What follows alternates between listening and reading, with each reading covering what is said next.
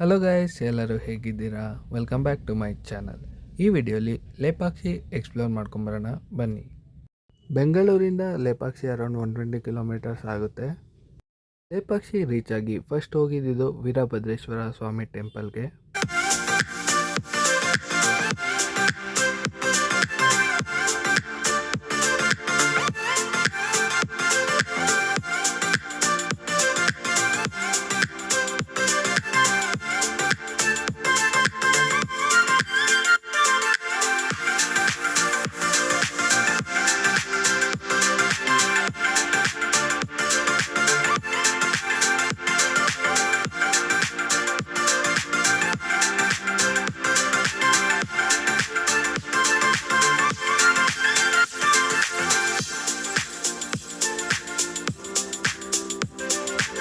ಇದು ಇಲ್ಲಿ pillar ನೋಡ್ತಿದ್ದೀರಲ್ಲ friends, ಇದರ ವಿಶೇಷತೆ ಏನು ಅಂತ ಹೇಳಿದ್ರೆ ಇದನ್ನು ಹ್ಯಾಂಗಿಂಗ್ ಪಿಲ್ಲರ್ ಅಂತ ಕರೀತಾರಂತೆ.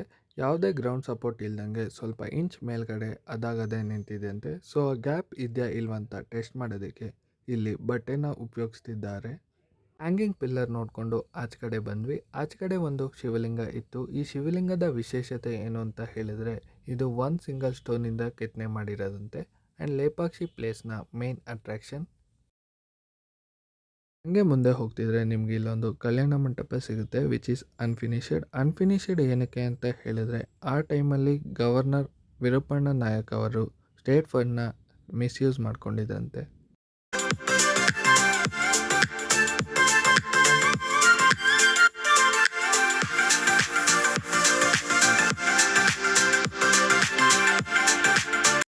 ಇದನ್ನು ಮುಗಿಸ್ಕೊಂಡು ದಾಸೋಹಕ್ಕೆ ಹೊರಟ್ವಿ. ದಾಸೋಹ ಬರೀ ಸ್ಯಾಟರ್ಡೆ ಸಂಡೇ ಮಾತ್ರ ಅವೈಲೇಬಲ್ ಇರುತ್ತೆ.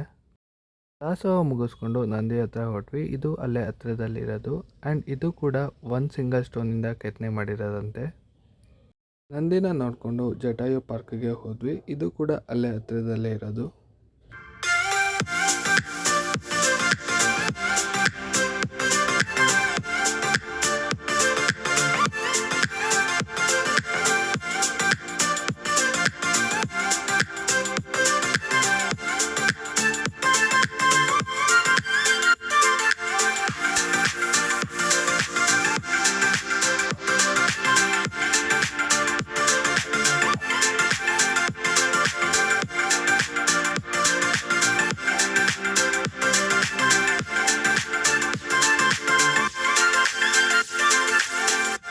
ಲೇಪಾಕ್ಷಿ ಮುಗಿಸ್ಕೊಂಡು ಈಶಾ ಫೌಂಡೇಶನ್ ಚಿಕ್ಕಬಳ್ಳಾಪುರ ಕಡೆ ಹೊರಟ್ವಿ.